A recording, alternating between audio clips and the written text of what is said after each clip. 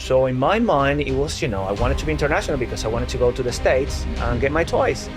That's really how that came about.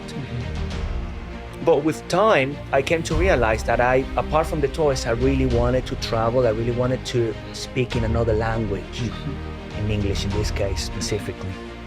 And that's what took me to travel to Sweden as an exchange student when I was 16. And I've always had that in the background, so it is true. I didn't know it was my purpose, I didn't know it was my mission or what I wanted to do. It was just something, I kept on sharing, and things started to unfold from there. Hello everyone, welcome to the second episode of Your Successful Self. Today we're talking about everything communication, and we are here with the master of communication himself, Jose Ucar, author of the book, The Global Influence. Jose Ucar, welcome to Your Successful Self. Hello, Emmanuel. Thank you very much for having me. How are you? Yeah, I'm doing awesome. I mean, how do I put it? It's been hard, trying to lay my hands on you and get you to appear on our show because of your shadows, in the last couple of days. But finally, you are here, and so I'm so happy to have you on the show. Because of what we stand for, which is about helping people become their best selves and successful. Whenever I'm beginning every interview, I want to begin from the background of our guest, and I want to start the same with you. At the age of 5 years, you were able to know what you wanted to do with your life or what you wanted out of life, and you looked your mom in the face and you were like, "Mom, I'm going to be international." When I discovered that researching you, and for that matter, reading your book, I was like, 5 years? Like, what was going through his mind? How can a 5 years old be able to know what they want out of life and be able to start from there? So I want you to take us to the beginning, how everything started with you, and at the age of 5 years, what was going through your mind, and you began the whole journey, and you are here today with us. Thank you, Manuel. Well, thank you for sharing part of my story. Yeah. And people listening right now might wonder, wow, Jose had all of that clarity. People, I did not, okay? I'll tell you why I wanted to be international. There might be something else behind that. But because I was living in Venezuela back then, that's where I was born, and all toys were coming from the States, from America, and the instructions, everything was in English back then. I'm talking about 1985, 86. So in my mind, it was, I wanted to be international because I wanted to go to the States and get my toys. That's really how that came about. But with time, I came to realize that apart from the toys, I really wanted to travel. I really wanted to speak in another language, in English in this case specifically. And that's what took me to travel to Sweden as an exchange student when I was 16. And I've always had that in the background, so it is true. I didn't know it was my purpose, I didn't know it was my mission or what I wanted to do. It was just something, I kept on sharing, and things started to unfold from there. That clarity has not been there with me all the time. I've had moments of, I'm not going to say dark times, but definitely foggy periods in which, I haven't seen or been clear as to what it is that I want. But then that's, only human. And as I've evolved and traveled and written and reflected, more and more, I do refine that path, which keeps on leading towards being international. Hence, the two of us here today. So if I heard you right, it means when you began at the age of 5 years, it wasn't about communication and being a communication expert and, being in the space that you are in right now. What I'm curious to know is that away from the age of 5 years that you told your mom that you wanted to be international, at what point in your life did you come into the awareness that this is what I want to do with my life? I want to coach people, help people with their communication problems, and you are in that space now. I'm 42. I would say mid-30s. That's really when I went through a divorce. Mid-30s? Yeah, mid-30s. And that's when I decided, look, I want to reshape my life and stand for something that, gives me meaning. Before that, I was traveling. Before that, I was selling. I ended up being the European marketing manager of a multinational eventually. But that didn't get me to where I wanted because I didn't really know what I wanted. And what I thought I wanted led me to something that didn't make me happy. So in my mid-30s, I started to reconsider things. I started studying new things, neurolinguistic programming. I delved deeper into neurolinguistic programming, and I quit my job. Well, I actually did it in parts. I first did part-time, and then I decided to leave it all behind. And also, it was a combination of my divorce, not being happy doing what I was doing, discovering some of this, neurolinguistic programming and new things to learn and coaching, everything else. And also the fact that clients of that business I was working for started to invite me to coach their teams on presentation skills, which is something I always enjoyed it, but I never thought there would be a business out of it. So that's how I started in terms of a business. But that business came together with the realization that I wanted something else. I wanted something more meaningful. And it all started to come together with a lot of sweat and tears, which I still go through nowadays because, I want to keep on developing, expanding my reach, helping more people. So for me to get there, I know there's a lot of work still to be done. Wow. Listening, you had a moment, by the way. I mean, you went when I said mid-30s. It was too late. Way too late. I'm coming to. Right, Simply because there we go. When I discovered your story about the age of 5'10", and I mean, away from you, I know about a couple of people who discovered, their path in life or whatever they wanted to do with their lives at earlier on. For me, it happened to me at the age of 30. So before the age of 30, I had gone through life being everything and anything, and it was crazy for me, So when I read your story, I was like, at the age of 5, like, how? So until you've clarified it this moment, and, I've realized it, and it kind of give me some sort of relief that, which means, yes, the age of 5 story is there, but everything that he's all about today didn't start from the age of 5, So that was how come, I came to the moment that, you just spoke about. Now, but you can think about it differently as well. Everything that I am today is a compilation of everything that I've been through in life, just like you today. I believe the clarity I have now, I didn't have it before, but I had a different clarity because when I was 5, I wanted to be international. When I was 16, I wanted to travel and be an exchange student. When I was 20, I wanted to study international business. When I was 27, I wanted to work for an international business. Yes. We all had levels of clarity. The thing is, nowadays, it feels more meaningful. But in 5-10 years' time, I may tell you, well, I didn't have enough clarity back then, and this is the new thing. Yeah.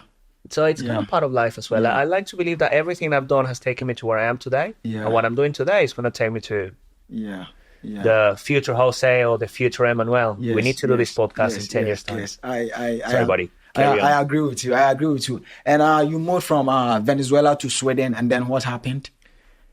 They kicked me out. I had to go back to Venezuela because it was just for a year. Oh, okay. So it was just a year exchange student experience. So I lived in Sweden for that year. Then I went back to Venezuela. Then from Venezuela, I went to Spain. Then from Spain, I went to the States. Then back to Spain, then to the UK. So yeah, I think that so kind of you summarizes. lived in the States as well? Yeah, I lived there for a while. I was training for the business I was working for. Okay. And at that moment that you came to the realization that this is the path that I want to take in life, that is within your 30s, how did the whole thing happen? What was the process, that you started with and you went through, and for that matter, you've become the person that you are today? We all have different strategies to get to outcomes, results, or these versions of ourselves. For me, it's always been a matter of, I'm very pragmatic. So I think of something, I give it a try.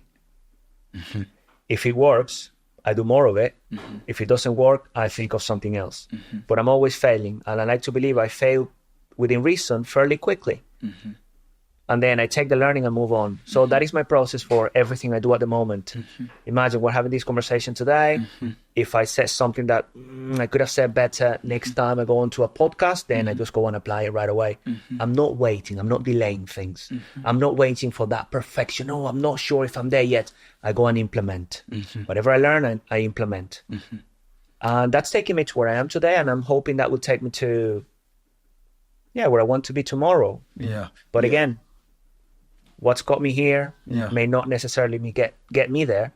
But I do believe that by learning on a daily basis and stretching myself, I will get to new places. That's a great mindset to adopt, and I'm happy that you've come up, with it, to help our audience, because sometimes when people begin with some of these journeys, they become, how do I put it, rigid, in their mindset that this is what I intend doing with my life, or this is the path that I intend going with my life. And so whatever that comes into the picture, because I know that this is the direction for me, I'm not going to make use of them. They don't tend to be flexible, but in your own case, you've been flexible, and in your own ways, you're still being flexible. And so I appreciate that. But I want to continue the interview or the conversation from, after you went back to Venezuela, then you moved to the States, and from the States you came to Spain, right? The other way around. I'm missing some moments in Venezuela. But I left Venezuela, went to Spain, went to the UK, from the UK to the US, then back to the UK, then back to Spain, and then back to the UK. That's a summary. That's okay. And with this space and career that you are on now, did everything begin with you here in the UK? Or it began somewhere and you brought it here into the UK? No, I would say it started here. I really liked the UK from the very first time I came in 2007. I liked the way of working. I liked the mentality. I liked the multicultural aspect of London. So I'm not speaking about the whole of the UK, but definitely London. Really liked it here. Because one of my things was, remember when I was 5, I did want to speak English and communicate in another language. So being here made a lot of sense for work, and then it evolved and it turned into, with years, it turned into what I do today. And the idea of this whole career of yours beginning, it began from the first job that you had here in the UK, like you said earlier, that the company made you begin to train people from with public speaking and stuff like that. Yeah, the company didn't make me. People that knew me and that saw me present, because I was doing marketing presentations, sales presentations.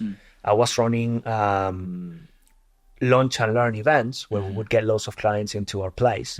So they liked it. They liked the way in which I presented. So they wanted me then to go and teach their teams how to do it. But it is, again, Emmanuel, a combination. It's just time, experiences. It just didn't happen in the UK. When I lived in Sweden, I did loads of presentations throughout the country as well, because I was representing Venezuela. Then when I lived in Spain, I traveled to a few countries in Latin America, America again, but on a different role, Asia. I spent some time in India. And all of that was presenting Spanish businesses in those different markets.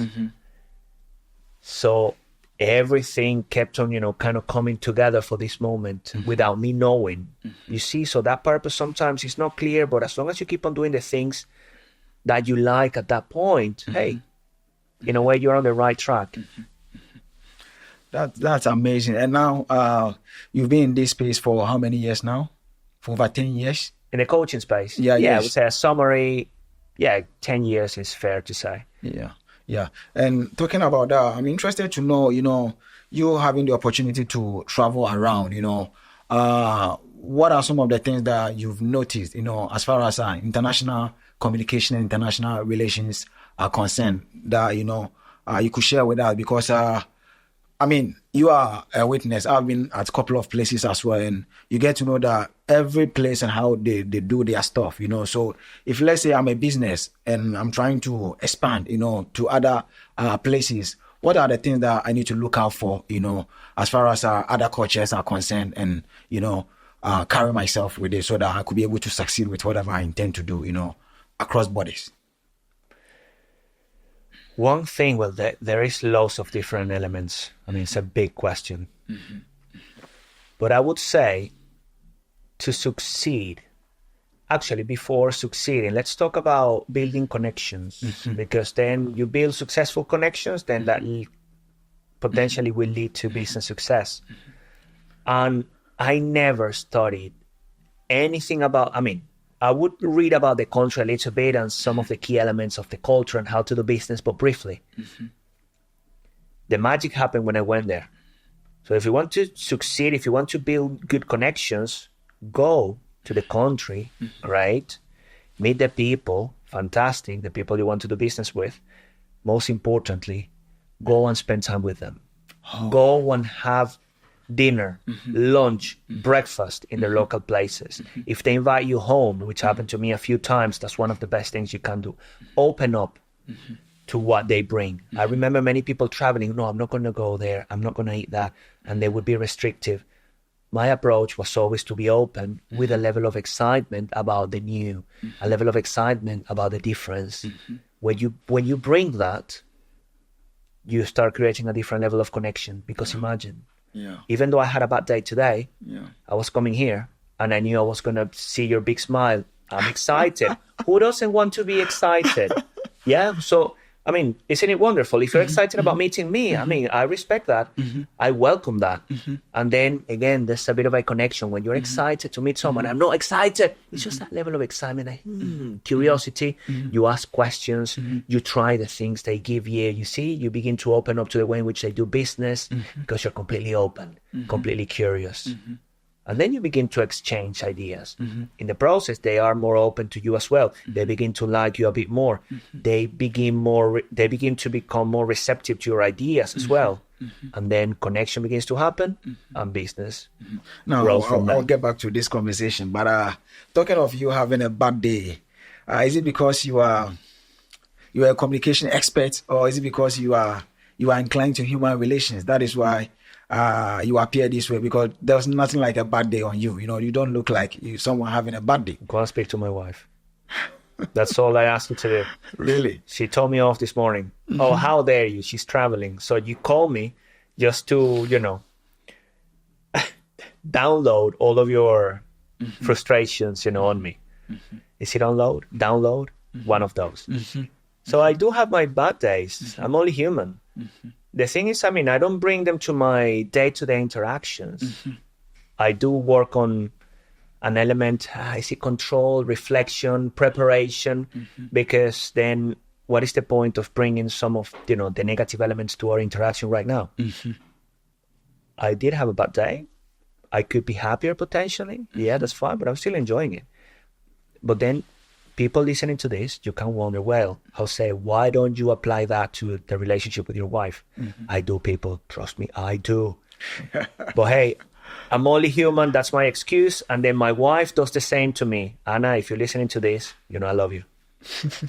Anyway, now I want to bring the conversation back to you coaching executives and organizations as far as international relations and communications, are concerned, and for that matter, influence is concerned. What are why do you think, in these times that we are, we need people like you more than ever, as far as our businesses are concerned, as far as our relations, across borders, our relations with our family members, people. What is it that, you see and you think we need people like you? Because until I was going through your book, and let me be honest that this is one of the best books, written on communication that I know. And, even though 2024 has not ended, I've already voted it as one of my best books, read in 2024. And simply because I came across so many stuff, that before this day, I wasn't aware of, as far as communication is concerned. So like I've said earlier, I'm curious to know, some of the things that, you think, are lacking in the communication space as far as human relations, is concerned. And we need people like you. Why do you need people like me? Yes. Because like I've said, until I was reading the book, I wouldn't come to the idea that I would need someone to be coaching me when it comes to my communication. Yeah. Well, I'm not gonna say that you need people like me. Okay? It's not the reason why I do what I do.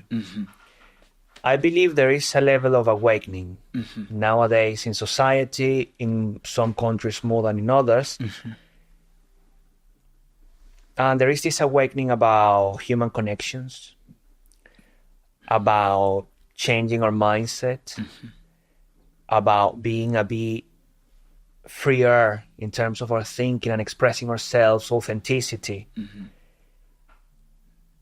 So I decided, I'm going to go back. I decided to write the book because I want people, and whoever, buys the book, gets the book, sees the book, reads the book, gets something out of it and applies it in order to help their relationships. I came from a point in which I loved the relationships I had, but then I also damaged many of the relationships I had. So really, what I want is just to communicate the message that encourages people to be more proactive in their thinking in order to build greater connections. You build greater connections, and when I say greater connections, I'm coming from a point in which you go and positively impact people by being authentic or by being you. If I help people doing that, I'm done. I'm happy. Do they need me? May not need me. But if they feel like they want to change, I'm available. My knowledge is out there. I'd be more than happy to lend a hand to help them overcome whatever obstacles they have. In the same way, I look for people to help me overcome some of the challenges I have as well. Does that answer your question? It does. And talking about your work, I mean, before this day, when I was researching you, I went through social media, like your website to look at, the work that you do, what people are saying about it. And I must say that you stand out, out of the lot, the testimonials, on your platforms, they're so awesome. And for me, it kind of makes me understand why, people, are working with you. And talking about that, I want to be emphatic that, you've worked with big brands, you've worked with S.I.M.P.L.E.R, you've worked with Cupra, you've worked with Battersea, a lot of big brands, so I guess the question I'm going to ask is that why is it that out of the so many people, out there in the world, coaching people when it comes to international relations, their organizational communications and stuff like that, people are working with you and they want to work with you more? Is it because of your authenticity or what? Because I'm trying to understand it. Values is one thing. And authenticity. I am who I am here. I am who I am in front of any client. I am who I am everywhere I go. So what you see is what you get. And then some people don't like it or appreciate it or don't see it as a added value for their businesses. Some people do. So there are the people that, get to like me, love me, and the ones that don't hate me, but don't like me, or, So for me, it's just always sticking to my values, to myself, my authenticity, and then that will connect with, a tribe or a group of people out there. So I'm not going like this. I'm just going more specific. But I'm not targeting these people. They found me or we've met at events. And they liked what I stand for. And what I stand for is this version you see now. And talking of values, why do you think so much important when it comes to communication and human relations in general, And the reason why I'm asking this question is that, from what you've explained, I've come to the realization that it's only when we are clear about our values, then we can be able to approach conversation with other people and be able to get what we want, So I just want to know how important, that very thing is when it comes to communication and human relations and, all that. I would say flexibility around our values is the most important thing, and flexibility is the word. Because for me, respect and authenticity are two key values when it comes to my communication. But then if I want to connect with people, I guess I will add flexibility and adaptability to my top values. Why? Because if you're not respectful with me, instead of getting upset, I go and reach and connect with my flexibility and adaptability values, then I'll find a way to address that situation, which is key for difficult conversations as well. So for me, it's having those values, but then at the same time be flexible with them, because they can enable a great connection or completely disrupt it, because then you get fixated. Oh, that's, I'm respectful and that person isn't respectful. And then there you go and clash. Yeah. So if you want to be a great communicator, flexibility and adaptability, and a level of clarity about, what you stand for. Because it's not to say that I'm just going to be flexible with everyone for whatever reason. I'll be flexible if I believe as well I can have a positive impact on that person. It will depend on the context as well. Now, I want to come to the book, but before that, I want to begin with a quote that I came across when I was reading the book, and these are your words. Communication starts from within. When I read those words, I was like, what is he trying to mean?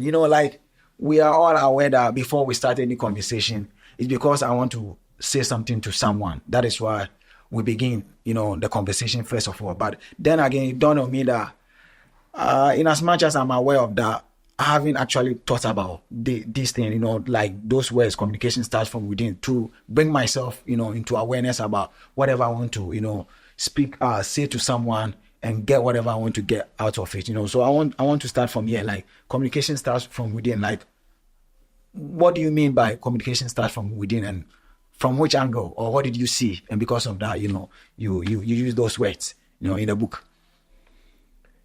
Communication starts from within because we are always creating a reality. Okay. I've already created a reality about this room. I've already created a reality about, the people in the room as well, the people I've met today. So, but then we are always creating these realities which are subjective. Okay. Since that is subjective, and it is created because when we see something, our values, our beliefs, our experiences, our education, everything that we've been through in life is filtering that thing which is subjective, and we're turning it into something in our head. Based on that reality, we go and act, and present our message or interact with that person. So the way in which we're thinking about everything that's really happening there is going to turn that into a very good, as in leaving that person better off, or the opposite, bringing that person down. Okay, because I believe there aren't neutral interactions. You either go and impact positively or negatively. There's no thing in between if you really think about it. So why does it start within? Because then I'm perceiving this, I'm getting stressed out. What's causing me to be stressed? For example, I can challenge that. That's why reflection, thinking on your feet, is so important. When you're aware of it, you begin to slow down. You communicate differently. You're more intentional. Everything starts within, and the communication doesn't just start when we begin to express ideas and share, convey verbally. Our communication started outside when I first saw you and saw your big smile. I'll go back to that because that's already impacted me. And I'm also exploring and seeing the body language and everything else, what's happening with that person. What does that person need? How can I impact that person positively? So that's all about the intention, which is a combination then of everything that you're perceiving, that reality you're creating because of that, and the impact you want to have. If you keep on going around that often, proactively, you become pretty powerful in terms of leaving people better off.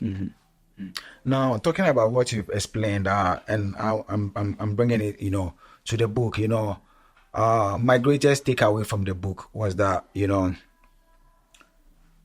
we need to be self-aware, with whatever communication, like whatever conversation that we having with, anyone, it doesn't matter, mother, father, son, whatever, you need to be aware and be intentional that, going to speak with this person, this is what I intend to communicate, and this is what I intend to achieve, for me, most importantly.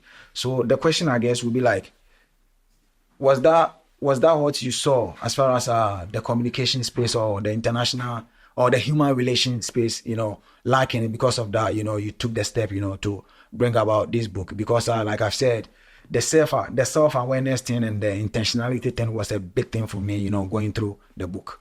The book is my contribution to the people that want to go through the content. I wanted to put some of that out there. And if someone resonates with the message, then if they want to apply it, fantastic. That's the reason why I did it. And also, it was a way to thank the people in my life who's helped me get to where I am today. And I wanted to dedicate part of the book to my granddad as well, and my parents, and my wife. But it's just a combination of everything. When people ask me how long did it take me to write the book, I say 42 years. Yeah. Because I remember it's you just, telling me that. yeah, it's just a combination of everything. Yeah. And yeah, I wanted to make it as helpful and practical as possible. And talking of your granddad, I'm happy that you've brought it about. When I was going through the book, I chanced on a chapter where you talk about the impact that he had on you, and for that matter, whoever you become today. Can you share some of the lessons, as far as human relations, is concerned, with your experience with your granddad with us?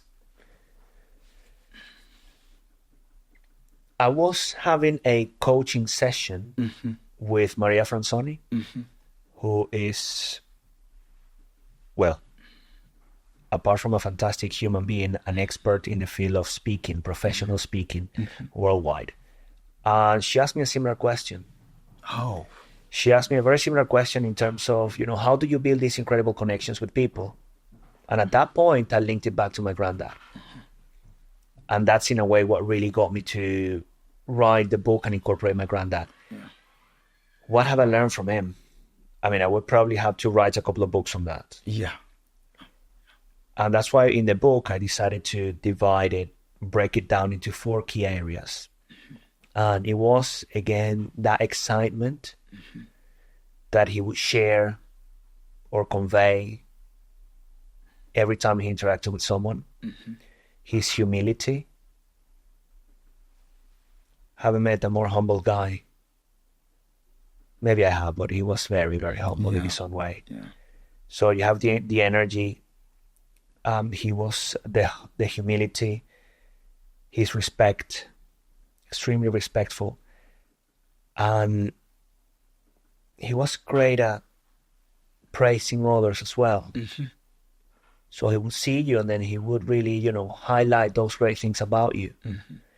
Compliment people and stuff like that. In a way, complimenting, but very directed towards things that he appreciated. So in a way, he was kind of always, most of the time, looking at some of the positives, the things he enjoyed, and he connected with them. But then he highlighted those for the other person, and then people would love it. And also he had humor. Oh, very important. He had a bit of on occasions a bit dark, but when I say dark for the people listening, but never dark for the people he interacted with. So he would get everyone to smile, to chuckle, to, engage with him anywhere he went, whether it was a supermarket or the office and the people he led. And of course, the family, brothers, sisters. Everyone had something good to say about her man, my granddad, apart from my grandma. She will complain on occasion, but hey, that's a different story. Wow, that is very interesting. Now, I want to start with some of the things or the techniques, when it comes to communication and human relations that you share with us in the book. And I want to start with the S.I.M.P.L.E.R, formula. Can you explain to our audience, what that formula means and how helpful it is, to bring it into your communication and human relations, with the world? Yeah. Remember, I'm all about simplifying communication. And when I say simplifying, it's not making it dumb or anything, but it's making it precise or accurate. It's making it brief and it's making it clear, especially when it comes to business. Okay, it's fine that we just don't follow these rules whenever we communicate with a friend every now and then. Okay, but then again, that links it to that intention. So the S.I.M.P.L.E.R method applies really well to international communication because, first of all, it is simple to follow. Yeah. The first thing is the S, and it starts with slowing down. Yes. Slowing down your communication. Not for you to sound like this. No. You just slow down in a way that you begin to think on your feet more proactively and you think about your answers and you explore that reality and you begin to do all of that. Yeah. And then people say to me, Jose, well, that takes a long time. It's just like anything. You practice these things and more you become accustomed to it. Yeah. Slow down. Yeah. Then the I for the intention. What is the intention you want to have? Although always knowing that you are in charge of your communication. People say, oh, it's a two-way stream. Easy, because then if the other person fails, you go and blame them. My approach is that you're always in charge. You cannot make people say what you want them to say or do what you want them to do, but you can influence them. Okay, so you can, if it's not working, you can change your approach. The M for multicultural lens. I'm Venezuelan, living in the UK at the moment, and I love communicating with people from different backgrounds. So it's always being open to it. Know that there will be something you're not expecting. Knowing there will be beliefs that you didn't think about. There will be values that you didn't consider. There will be accents that you may not understand right away. You see? All of this, you can read whatever you want to read about a culture. You can learn the language. But then it's just about being on your feet at that moment and seeing what's coming from that person. Because when you go about the culture and when you go about the language, you're generalizing way too much. So the simpler is about, I'm interacting with you right now. Yeah. Now, I would like to continue with that. But talking about the multicultural thing, you shared in the book about, an experience that you had, with your first job here in the UK, whereby, you were working around, receiving calls, with a company that you were working with, and you had this woman, come on the phone, with you, and her attitude, excuse my language, was something else, and it had a toll on you. Like, how did you deal with that situation, and what are some of the lessons that you learned from it, Well, Emmanuel, you did read the book. Thank you. I mean, it's the job. I mean, to be able to be competent, I need to go through, the people that, we bring in on as guests, their works and stuff like that. So I have to read it. Yeah. Look, I didn't deal very well with that situation. This is, you mean the situation where I was new in the UK my first week, and I picked up the phone. My boss, Alan, asked me to mind the phones, and then when I picked up, I didn't understand the accent from the lady, and she said I was useless, and she hung up on me. I didn't deal very well. Well, it was tough, but I didn't have the resources I have today, so it really impacted me at that moment, and it crushed my self-confidence and got me to rethink everything, I wanted to do in this country. I thought, should I go back? But then with time, I started to digest that interaction. So I never let that one go as in, oh, I'm never going to forgive you. No, I didn't let it go until I had sorted it out in terms of the learning. And I think in a way, I'm still learning from it. And that's what inspired a different framework, which is the FOAM framework, which is all about flexibility, ownership, FO, adaptability, and mind the gap, as I always like to say. So there was something else that came. I'll come to that. That came in a way from that interaction after. Well, that interaction and many more. Yes. But then that came from learning from experiences. But then back then, I have to say, it was thanks to the team and the leadership as well of Alan that I came out of that situation, and also a level of mindset in which I wanted to succeed. I wanted to make it work for me. And then I started learning more English over the weekends and really delving deeper into the whole technicality of the product and the business until I became a bit of an expert, even though I wasn't an engineer. But that's a story for another day. Right. And now the P, and we continue from there, please. Right, so we're not on FOAM anymore. We're going back to the simpler people listening. Yes. Okay, let me find my feet again. The P for... S.I.M.P.L.E.R. Preconceptions. Oh. Yeah. And if sorry to preempt you, if I am getting you right, what you mean to say in this context is that we should be aware of our preconceptions before we approach everyone or we approach someone in any communication context. And also when you're communicating with that person, because that person may say something that triggers something in you, and then it's just an opportunity to explore it. Oh, I'm getting upset about something. Oh, I'm not liking this. What's going on? It's very likely, I mean, most of the time it's not about the person, it's about you. So what you're doing is just applying a different filter, and you're perceiving that. I mean, you use the preconception as a filter, and then you begin to perceive that situation as a negative. For example, let me give you a positive. If you go and generalize, Jose is from Venezuela and Venezuelans are good dancers.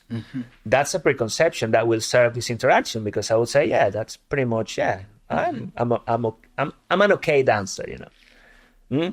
That's one. But then let's go and make it, and this is in the book, by the way. Yes. So let's make it about my wife, for example. Yes. And there is a preconception that everything in Colombia is about drugs. Yeah. And that would impact any conversation with my wife. If you're getting to know her, or even if you know her, you bring up that subject, and that breaks rapport right away. Yeah. Yeah. It's just an example. Yeah. Or if I hear an accent, and then that accent triggers me somehow for whatever experience I had in the past, but then that was an experience with a person. I'm now interacting with another person, which brings me back to the one-on-one. Focus on what you have in front of you, know what you've experienced in the past. So challenge the preconceptions, and you will know it's a preconception that's impacting you negatively, because you get upset or you feel a negative emotion. And then that's your moment to pivot, move away from it. And now to the L, and then we continue with the ER. Language. Yeah. And language, since I decided to write the book in English, and international communication, most of it takes place in English as well. It's just about, and even if you do it in Spanish, I don't speak many more languages. I speak some Swedish, and because I live there, and a bit of German, Portuguese, a little bit as well. Okay, enough of the languages I speak. But then it's always mind the level of proficiency, or mind the level of the language they have, the person you're interacting with, especially when it comes, I mean, English speakers, they go and communicate with others. On occasions, they use way too many slangs, so they don't adapt their level. I'm generalizing here. So be mindful of it. And also, when you communicate with someone else, is that person getting everything? Because then imagine in Spanish, I'm Venezuelan, I'm communicating with a Spanish person, and then the Mexican, and then the Argentinian, you see? And then it's finding the common ground when you make sure you understand before you start sharing some other things that add more value, slangs and things like this. Be mindful. Be mindful of how much the person is getting. Yeah. And then we have the E and the R. You're really, I mean, testing my knowledge, my book knowledge today. You are the one behind the book, so we need to know. Yes, I know. So the E, this one is all about energetic engagement, which I've spoken about plenty today. So it's about bringing that energy to your interactions, important. And also adapting the energy, okay? So be mindful of that level of energy in the other person as well. But always be excited.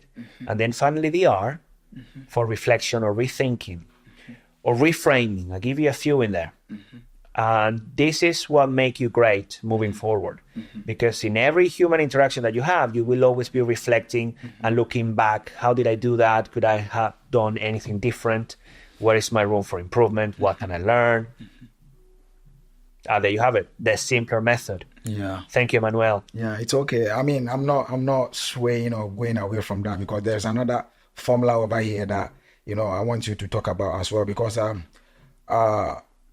and let me be real with you, that the reason why I'm letting you take us, through all these formulas is that in the book, these are some of the things that I came across that I was like, wow, if one could be able to, know some of these things and get themselves accustomed, it's going to help them, as far as their communication with others is concerned, whether in business context or in family context or in, peer-to-peer or body-to-body, context, and so the T.A.C.O formula, I mean, T.A.C.O, it's a bit, funny. Is it about, where did you come about, this phrase? Is it from the story of Heladeria Koromoto, because I love that story, Oh, no, that's another one. I don't think we'll have time to share all of the stories, brother. But the T.A.C.O, Yes. what is my angle when it comes to communication and when I wrote the book? Making it practical.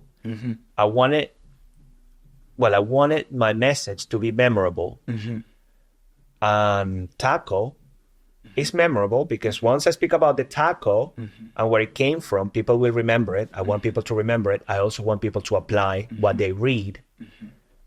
And for me, as I mentioned before, food is important. So eating with people has always opened new connections and new avenues and new opportunities. Pretty much 90% has been around food. That's why I decided to go for the T.A.C.O. And there is a T.A.C.O story where I was in Mexico City on a business trip, and I didn't want to eat anything at the hotel because I really wanted to get some, street food, which I appreciate as a Venezuelan.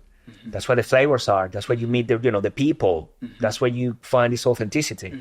So I went to this taco place again, and what I observed were some of the key elements I decided to take in order to formulate the T.A.C.O approach, which is you're always tailoring your communication. Okay, you're always tailoring. You're always matching. Yes. You're always adapting it to the other person. Yes. You're always authentic. Like the people at the T.A.C.O place, like the cooks, the chefs. Yeah, come on, just having a conversation with you that was real. Yes. Candor. Yes. Be frank. Yes. Be more direct. Yes. Express your feelings, but in a way that lands well for the other person. Yes. And then the final one, the T.A.C.O, which is all about optimism. And optimism is very important. Why specifically when it comes to communication? Because when you're optimistic, you bring a different energy to your interactions. And also optimistic that you will have a positive impact. Optimistic that you will make people happy. As a leader, optimistic that you will help people grow. You bring that to your interactions. When you bring in it, you're more intentional and you are very much aware of how your behaviors impact others. So there you have the T.A.C.O framework. Always tailoring, being authentic. I'm a bit slow today, people. Then the C for being candid, being direct, expressing your feelings in the best way you can, adapting it, tailoring it to the other person. And finally, being optimistic about the results you can get from your interactions. Now, talking about the T.A.C.O formula, you spoke about there being 3 personalities when it comes to our interactions with people. In the book, you use the analogy of the chili, the avocado, and the last one, wait, I'm going to get it. The chili, avocado, and is it ice cream or something ice cream? What was that? Wow, Emmanuel knows the book better than I do. So I think I'm going to start asking the questions now. Yeah. So Emmanuel, tell me about the chili personality. Well, the chili personality in my own mind is about people more of extroverted character. People who are, for example, being all over the place, when it comes to human spaces or social spaces. And the avocado to me is about the personality between the chili and the cool type, which is the introversy, which is the ice cream, I've forgotten the right word I use for, vanilla ice cream type, something kind of a thing, so that is what I know about it from what I read. But I don't know you being, that is a great summary. Yeah. That is a very good summary. I like humor when it comes to human interactions. And a good way to be more humorous and also objective is by identifying these behaviors in people. So whenever you see a chili behavior, then you see that a person that is more extroverted, that, sharing feelings, emotions, or can be also quite direct in their approach. Yeah. And then, you see that, and then you begin to adapt and think, how can I be intentional? How can I impact this person? How can I make the most out of the interaction? The same with the avocado, and the same with the ice cream. When it comes to the avocado, think, and this applies really well across cultures and in different countries as well. There are different levels of intensity. But again, the avocado will be that Zen person, that person that is more caring. Their speech is softer. Of course, good way to identify this or position it is between the ice cream and the chili. Because then finally you have the the ice cream behavior, which is people that are more withdrawn, they're more analytical, they don't share many emotions, at least not upfront. And the message behind this is that we all have all of those behaviors. These are contextual. It depends on the person you're interacting with or the environment you're in. And when you see an ice cream behavior, no. And that's why I love the analogy, because it's like you're looking, at the ice cream and you have, the glass that's separating them. But then actually when you go and grab that ice cream and give it a taste, it's really, it's got plenty of flavor. Yes. Same. Yes. So once you go through that first impression, you will find a great human being in the back as well. In the same way, you will find a great human being here, even though that chilly personality can be for you a little bit abrasive or a bit too direct and a bit too emotional. And in the same way, you will find that great person behind this caring individual that is quieter, that's more potentially sensible and sensitive about things. So when you find those, just adapt and find a way to interact with them. That way, you're always thinking on your feet, you're always adapting, you're always caring for the different behaviors as well. And by the way, the ice cream is not the ice cream. It can be any flavor, by the way. The ice cream analogy, as in the Coromoto, less vanilla, that is something else. Yeah, the less vanilla, be yourself. I love that phrase, from the book, whereby, it kind of brings this awareness into you that, hey, be self-aware, and be yourself when you're approaching, human interactions, And also challenge yourself. Challenge yourself in a caring way. Care about yourself, but always, don't be just happy with how things are. Be happy with who you are, that's fine. But then always look to evolve. Always look to stretch yourself. And by stretching, I mean trying that thing that scares you a little bit every day. So you begin to evolve and get to new places. So dare to fail along the process. Now, I know this question might appear awkward, but forgive me if it does. At least you have known me, and I want to test your knowledge, when it comes to this. There we go. Testing my knowledge further, you mean? I'm so sorry. I'm so sorry. I'm sorry. Emmanuel is out of control. You have known me for some time now. So with what you've explained, which space among these spaces would you put me, looking at my personality? Do you think I'm the chili type, the avocado, or the ice cream? Which is which? I'm curious to know so that I can know myself when it comes to, some of these things. Amazing audience, when you go listening to this episode, before I answer, because this will be my subjective view on Emmanuel's behavior, do type. Anywhere you're watching, listening to this, do type what you think he is based on what you've heard so far and based on what you've seen on social media. Please do. I'll give you an answer in a moment as you type. Right. You come across, that's why I keep on highlighting that big smile and energy. Yeah. It is more of a chilly, preferred behavior, okay? Because you come and you want to welcome, you show emotions, your face is just full of it. So that would be very chilly. But then when we sit down and speak about things and you go about that vulnerable side of yours, it becomes more of the avocado. What I haven't seen much of you is, based on our interactions, is the ice cream one. Remember, we all have those. We all have the three, but we have preferred behaviors. So Emmanuel people, based on my perception, and especially if you go and see him and meet him in person, you can also hear from his tonality. He's, that chilly side, but then on occasions, the way in which he's asking the questions, he's got that avocado caring tone. All right, people. So global influence, simplify, improve, and amplify your international leadership impact. Like I've said earlier, it's one of the best books written as far as communication is concerned. Take that from me, because I have read it and I can testify to the contents in there. And trust me, if you should grab a copy for yourself, for your friends, for your family members, it's going to be a blessing for you. So I would entreat you to grab a copy. Jose, now before we wrap up our interview, I've got 2 questions that I want to ask. First of all, where can people find you? Emmanuel has asked us so many questions today, people. He's got 2 more. I know that if we should go 2 about more. yes, if we should go about talking about the book, we're not going to finish now. So, like I've said, I want to wrap it up because we don't have enough time. So, where can people find you? And then I'll come back to my last question and we'll wrap up. People, I'm gonna make it very easy for you, which is my intention with the book and everything. My name is Jose Ucar. Joseucar is my surname. So if you go, have you heard of Google? Yeah, Google, this platform, huge. When you go that, you go searching for stuff, type my name, click enter. That's all I can tell you. You'll find lots of resources. You'll find the book. You'll find my website. You'll find my social media. You'll find the world-class communicator online course, which is free, an incredible resource. And you will also see pictures of me and Emmanuel potentially, as in, sharing the book. You will see pictures of my wife. So, you will get to know me a bit more personally as well. Yeah. That's how people can find me, brother. Yeah.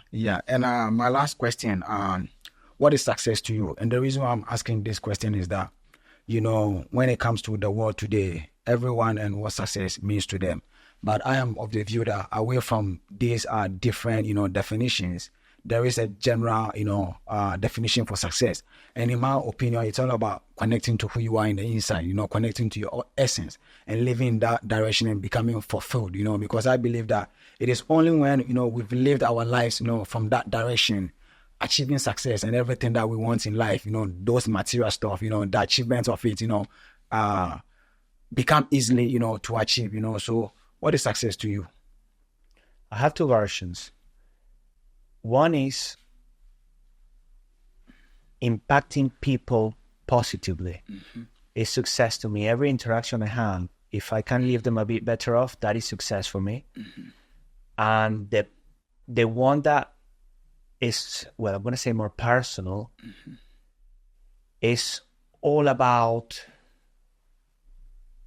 reinventing myself through continued reflection.